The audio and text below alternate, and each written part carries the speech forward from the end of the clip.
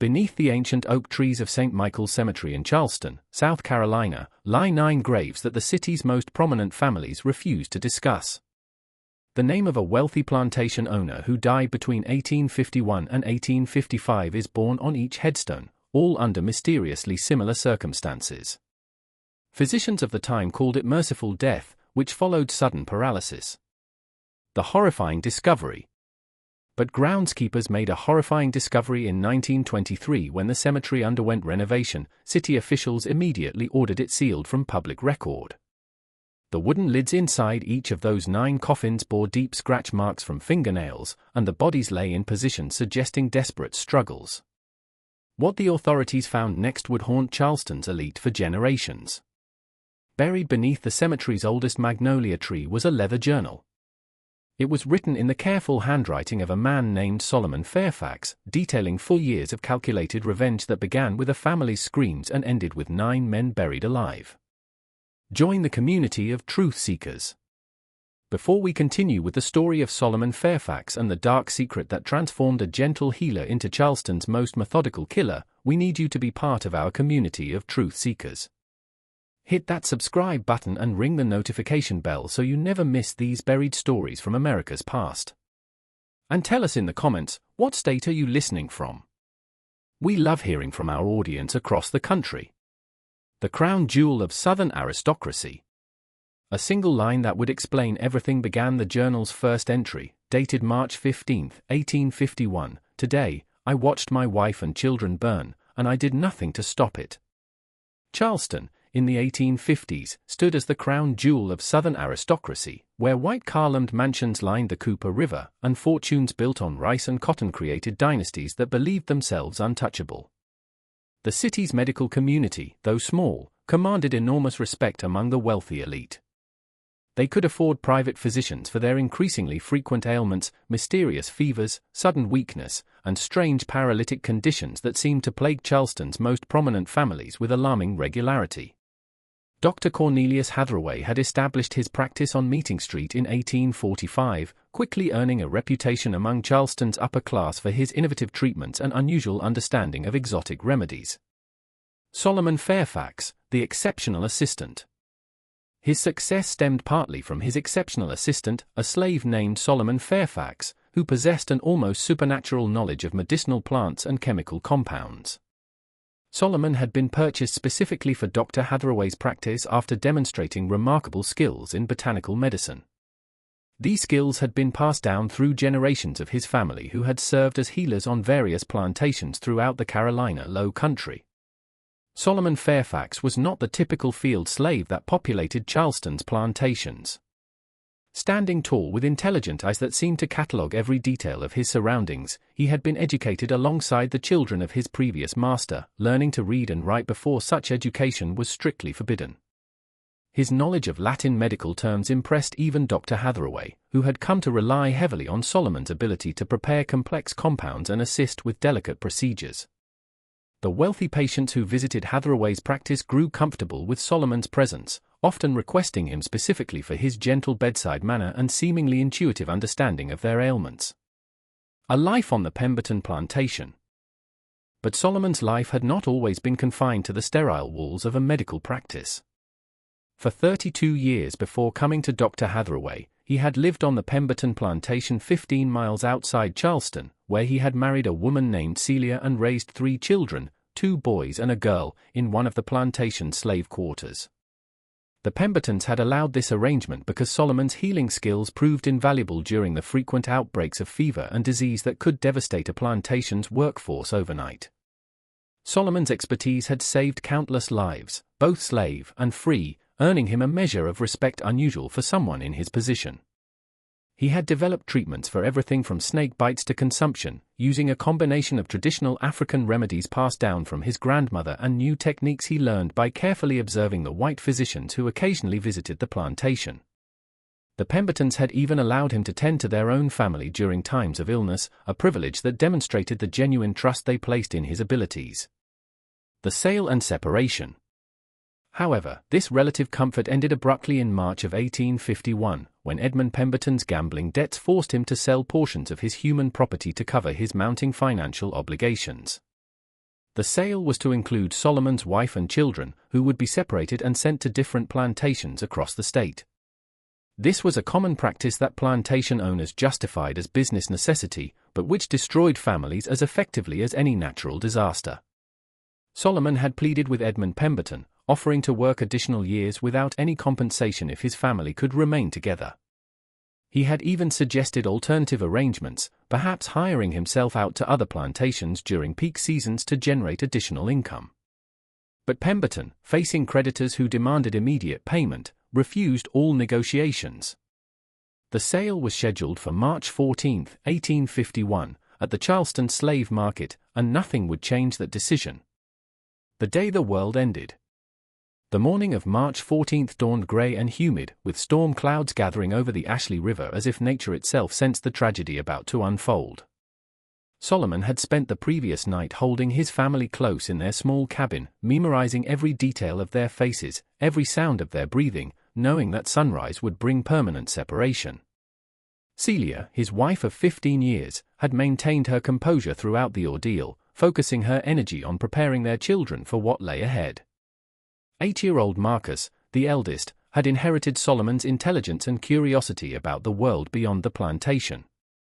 6-year-old Samuel possessed his father's gentle nature and natural affinity for healing, often helping Solomon gather medicinal plants from the woods surrounding their quarters. Their daughter, 4-year-old Grace, clung to her mother with the instinctive understanding that something terrible was about to happen, though she could not comprehend the full scope of what awaited them. Tragedy on the road. As the slave traders arrived to collect their human cargo, Solomon watched helplessly as his family was loaded into a wagon alongside 6 other families being torn apart by Edmund Pemberton's financial desperation. The children's tears mixed with their parents' desperate promises that they would find each other again, somehow, someday, promises everyone knew were lies designed to ease unbearable pain. But the true horror began during the journey to Charleston's slave market. Halfway to the city, one of the wagon wheels struck a deep rut in the rain-soaked road, causing the vehicle to tip precariously. In the confusion that followed, Celia fell from the wagon, striking her head against a sharp rock embedded in the roadside. Blood immediately began flowing from the wound, and Solomon, despite his shackled hands, tried desperately to reach her.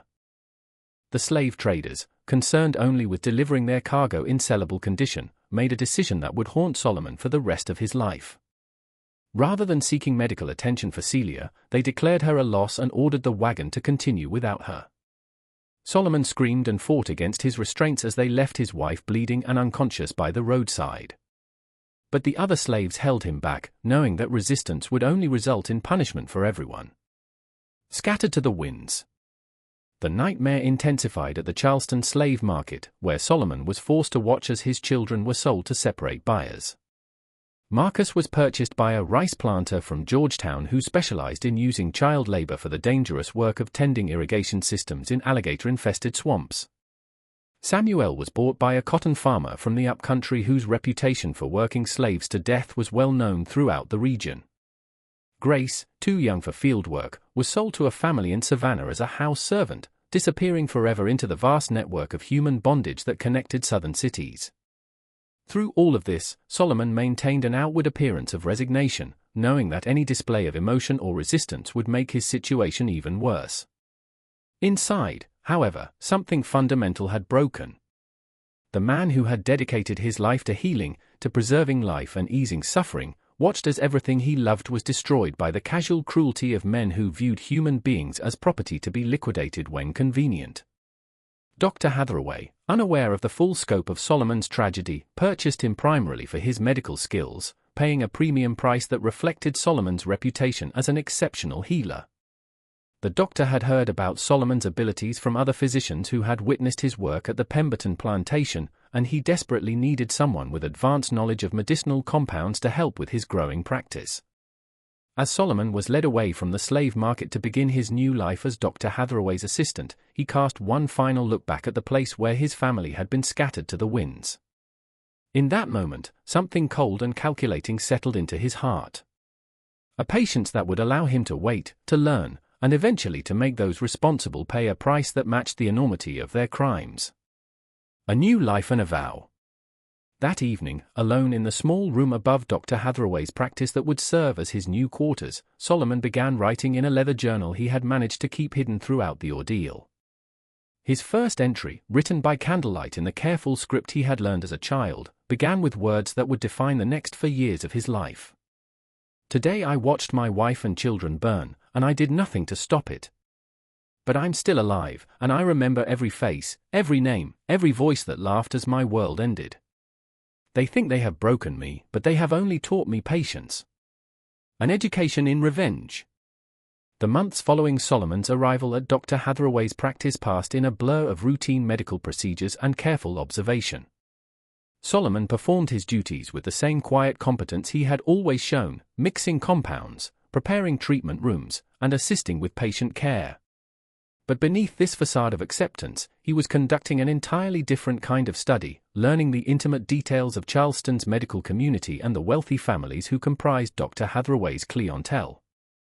Dr. Hathaway, a widower in his 50s with no children of his own, had come to rely heavily on Solomon's expertise. The doctor suffered from arthritis that made precise work increasingly difficult, and Solomon's steady hands and encyclopedic knowledge of medicinal preparations had become indispensable to the practice. More importantly, for Solomon's developing plans, Dr. Hathaway had begun allowing him to handle certain patient interactions independently, particularly when dealing with chronic conditions that required regular monitoring and treatment. Charleston's wealthy elite, accustomed to the finest medical care available, initially viewed Solomon with the typical mixture of casual indifference and condescending approval that characterized their interactions with skilled slaves. However, his obvious competence and respectful demeanor gradually earned him a level of trust that would prove crucial to his plans.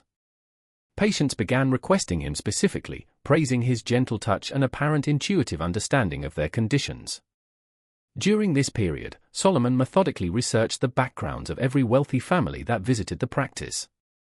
He learned about their business dealings, their social connections, and most importantly, their involvement in the slave trade that had destroyed his family.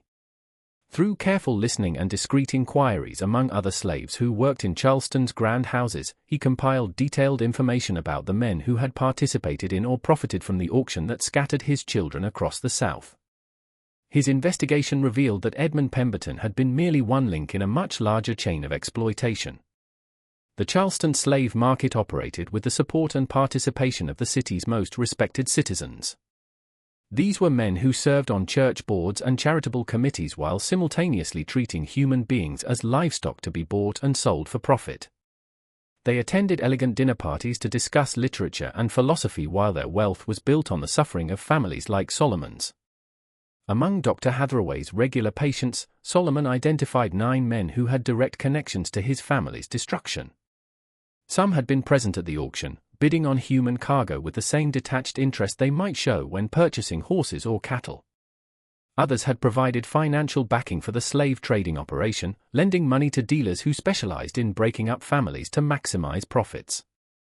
A few had purchased slaves from the same auction that had sold his children, contributing to the system that treated human beings as disposable commodities.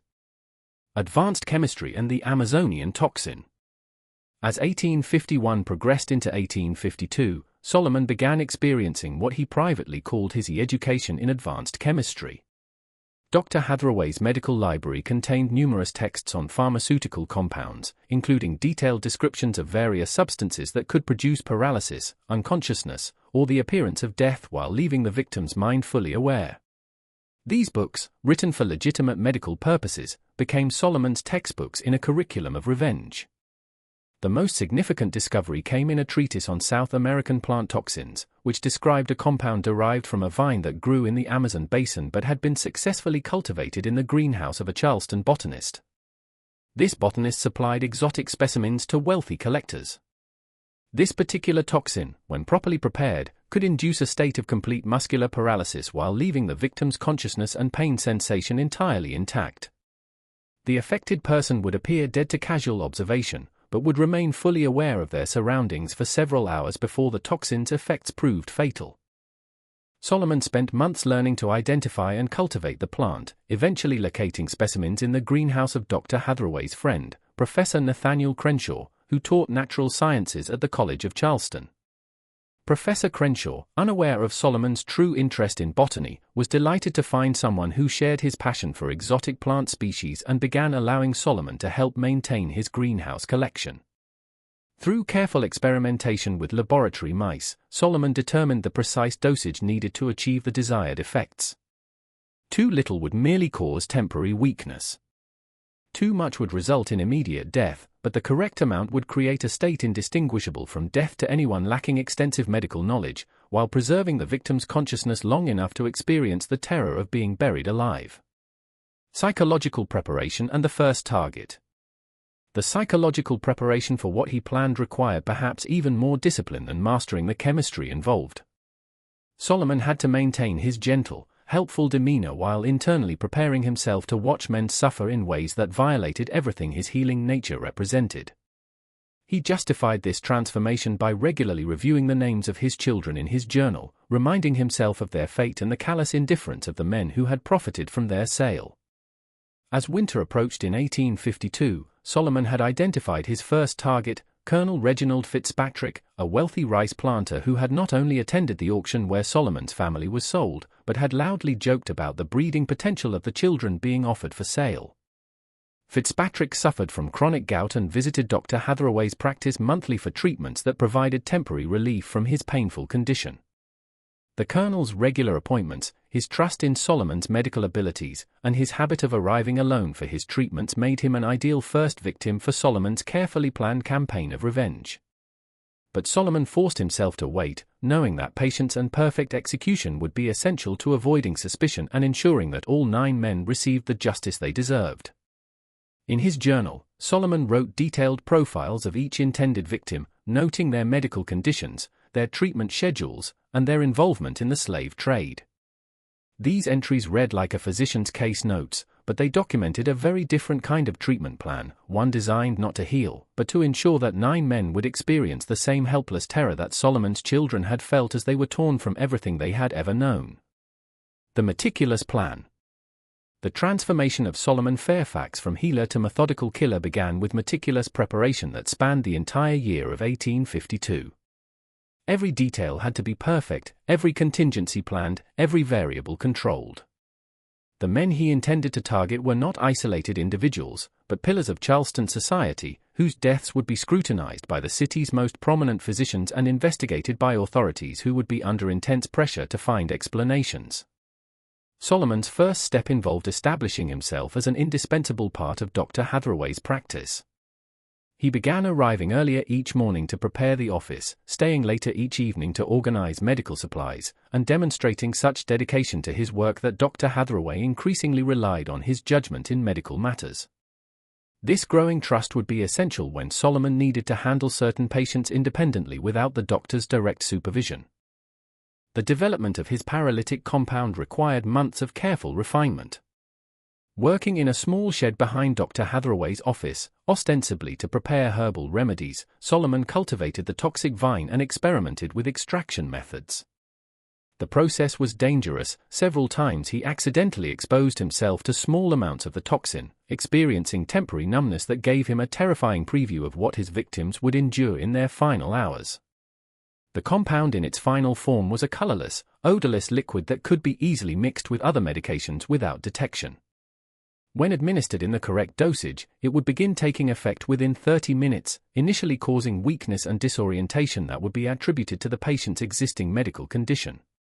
Within an hour, complete paralysis would set in, but the victim would remain conscious and able to hear, see, and feel everything happening around them. Most crucially, the paralysis would be so complete that it would be impossible to detect breathing or pulse without extremely careful examination. To physicians of the 1850s, lacking modern diagnostic equipment, a patient treated with Solomon's compound would appear to have died peacefully from natural causes. Only someone with extensive knowledge of the toxin's properties would recognize the subtle signs that indicated the victim was still alive, but completely immobilized. The first execution, Colonel Fitzpatrick. Solomon's selection of Colonel Reginald Fitzpatrick as his first victim was both strategic and personal. Fitzpatrick's monthly visits for gout treatment provided a predictable schedule, and his arrogant demeanor made him particularly easy to despise. More importantly, Fitzpatrick lived alone except for house slaves who were terrified of him, making it unlikely that anyone would insist on an extended wake or detailed examination of his body after death. The Colonel's medical history provided Solomon with the perfect cover story. Fitzpatrick suffered not only from gout, but also from a weak heart, a condition that Dr. Hathaway had been monitoring for several years. If Fitzpatrick died suddenly, heart failure would be the obvious diagnosis, requiring no further investigation or autopsy. On December 15, 1852, Colonel Fitzpatrick arrived for his regular appointment, complaining that his gout pain had worsened significantly over the past week. Dr. Hathaway was attending to another patient, so he instructed Solomon to prepare Fitzpatrick's usual treatment and begin the consultation. This routine delegation of responsibility provided exactly the opportunity Solomon had been waiting for. Justice is patient, but it is also certain. As Solomon prepared the Colonel's medication, he added precisely measured drops of his paralytic compound to the solution. Years of medical practice had taught him to maintain steady hands and a calm expression even in stressful situations, skills that served him well as he crossed the line from healer to killer. Fitzpatrick, accustomed to receiving treatments from Solomon, consumed the medication without question or hesitation. The conversation that followed would be burned into Solomon's memory forever. As the toxin began taking effect and Fitzpatrick started feeling weak, Solomon sat beside the Colonel's chair and spoke in the same gentle tone he had always used with patients. "Colonel Fitzpatrick," Solomon said quietly, "I want you to know that my name is Solomon Fairfax, and you destroyed my family at the slave auction on March 14, 1851. You laughed when my children were sold. You joked about their value as breeding stock. Do you remember that day?" Fitzpatrick's eyes, already glazing over from the advancing paralysis, showed a flicker of recognition and then growing horror as he realized what was happening. He tried to speak, to call for help, but found that his voice had been stolen along with his ability to move. Solomon continued speaking in that same calm, professional tone. "You're not dying yet, Colonel. The medicine I gave you has paralyzed every muscle in your body, but your mind is completely clear. You can hear every word I'm saying. You can feel everything that's happening to you. In about an hour, Dr. Hathaway will examine you and pronounce you dead from heart failure. Your body will be prepared for burial, and tomorrow evening, you'll be placed in your coffin and buried in St. Michael's Cemetery." Solomon leaned closer, ensuring that Fitzpatrick could see his face clearly. "But you won't actually die until several hours after you're buried. You'll be completely aware as the dirt is shoveled onto your coffin. You'll hear every sound, feel every sensation, and have plenty of time to think about what you did to my children. That's when you'll understand what terror really feels like." The paralysis was now complete. Fitzpatrick appeared to be a corpse, but Solomon could see the desperate awareness in his eyes, the frantic effort to somehow communicate or escape his immobilized body. Solomon checked the Colonel's pulse and breathing with professional thoroughness, confirming that both were so faint as to be undetectable without specialized instruments. When Dr. Hathaway entered the treatment room 5 minutes later, he found Solomon standing respectfully beside what appeared to be Colonel Fitzpatrick's body, his expression showing appropriate concern and sadness. "I'm afraid the Colonel has passed, Doctor," Solomon reported quietly. "His heart gave out while I was preparing his next treatment. He seemed to go very peacefully." Dr. Hathaway's examination confirmed Solomon's diagnosis. The Colonel showed no signs of life, and given his known heart condition, the cause of death seemed obvious. Within an hour, the body was removed to Fitzpatrick's mansion, where arrangements were made for a funeral befitting one of Charleston's most prominent citizens. Solomon attended the funeral, standing respectfully in the section designated for slaves, while Colonel Fitzpatrick's coffin was lowered into the ground. As the first shovelfuls of dirt struck the wooden lid, Solomon wondered if Fitzpatrick was still conscious, still aware of what was happening to him. The thought brought him no satisfaction, only a cold sense of justice finally being served. That evening, Solomon made the second entry in his journal. "Colonel Fitzpatrick has paid for his crimes. 8 more remain. Justice is patient, but it is also certain. Escalation and complications. The months following Colonel Fitzpatrick's burial passed with agonizing slowness, as Solomon waited to see if his method had aroused any suspicion. Charleston social circles buzzed with the expected condolences and remembrances of the colonel's contributions to the community, but no questions were raised about the circumstances of his death. Dr. Hathaway mentioned the case to other physicians as an example of how quickly heart failure could claim even seemingly healthy individuals, and Solomon's reputation as a skilled and caring medical assistant remained untarnished. This successful execution of his first revenge gave Solomon confidence to proceed with the second phase of his plan. But it also forced him to confront the psychological toll of what he was doing. Despite years of careful preparation and absolute certainty about the justice of his cause, actually watching a man die in terror had affected him more deeply than expected. He found himself unable to sleep for weeks afterward, not from guilt, but from the vivid imagination of what Fitzpatrick had experienced in those final hours buried alive. The selection of his second victim required careful consideration of timing and method. Solomon needed to avoid establishing any pattern that might eventually attract attention, which meant varying both the intervals between deaths and the apparent causes. His research had identified Judge Marcus Calverton as an ideal second target. A man who had not only witnessed the sale of Solomon's family, but had provided legal justification for the separation of slave families, arguing in court that such practices were essential for maintaining order and maximizing economic efficiency. Judge Calverton suffered from severe migraines that had grown progressively worse over the past 2 years, forcing him to seek treatment from Dr. Hathaway on an increasingly frequent basis. The judge's condition provided Solomon with both opportunity and cover. Migraine sufferers were known to occasionally suffer fatal strokes, and Calverton's advanced age made such an outcome medically plausible. A near miss and an observer. But before Solomon could implement his plan against Judge Calverton, an unexpected complication arose that nearly derailed his entire campaign of revenge. In March of 1853, Dr. Hathaway announced that he was considering taking on a junior partner, a young physician named Dr. Timothy Henderson, who had recently completed his medical training in Philadelphia and was eager to establish himself in Charleston's competitive medical community. Dr. Henderson's addition to the practice would mean increased scrutiny of Solomon's activities, more witnesses to his interactions with patients, and greater difficulty in administering his paralytic compound without detection. Even more concerning, Dr. Henderson had trained under physicians who were familiar with the latest advances in forensic medicine, including techniques for detecting unusual substances in deceased patients. Solomon realized that he would need to accelerate his timeline significantly. Rather than spacing his victims' deaths over several years as originally planned, he would need to complete his mission within months before Dr. Henderson's presence made continued operations impossible. This compression of his schedule would require him to take greater risks and accept less than perfect conditions for some of his planned murders. The pressure to move quickly led Solomon to his first serious mistake. While preparing for Judge Calverton's treatment in April 1853, Solomon accidentally used a slightly higher dose of his paralytic compound than intended.